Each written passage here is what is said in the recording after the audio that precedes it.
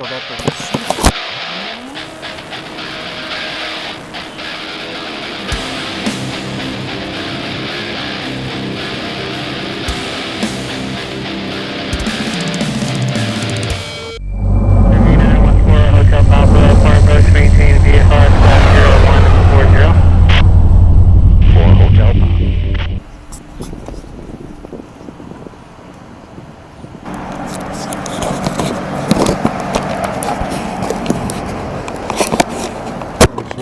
transmitter on almost before you plug in your battery.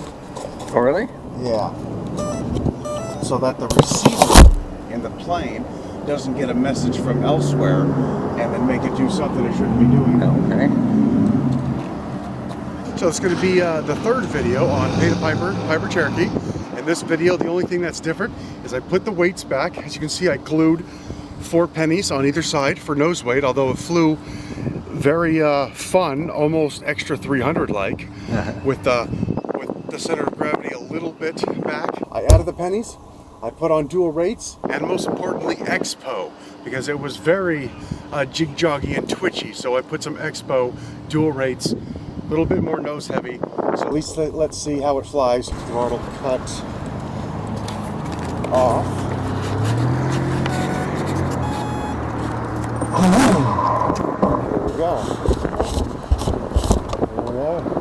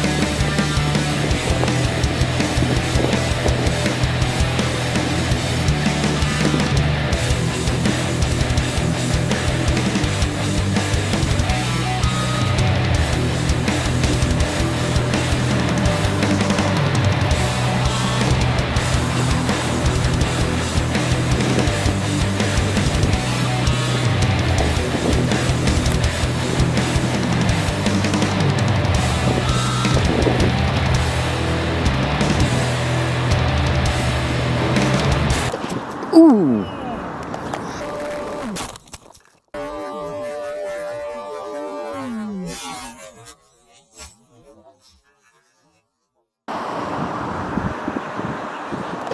Ooh. Inverted smash. All right. Well, that was quite a crash. Oh, that's just open. Oh wow! Look at the top. I mean, it's definitely all fixable, but that's okay. Yeah, it is my fault. I mean, I put dual rates on there for a reason, and then I didn't use them. I forgot to flip the switch here. I have this for dual rates. I forgot to flip that before I did my inverted pass, and it was fine when it was up high. And when I tried to come down low to do a nice low inverted pass in front of the camera, it didn't clear. Those famous aviation last words. Watch this.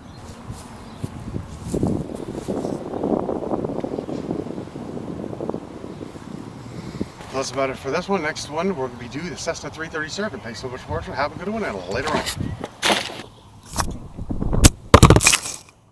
I didn't have enough elevator authority because I forgot I need to hit the dual rate switch, and I smashed it. I smashed it good this time. But man, was it flying beautifully, like on rails. Flying really good. go inverted from way half a field away and try to bring the whole thing in inverted. And it was coming down and I couldn't increase the angle enough. I should have flipped it over. Did that have anything to do with the adjustment you made to Yes, it did. kind of like dampen the...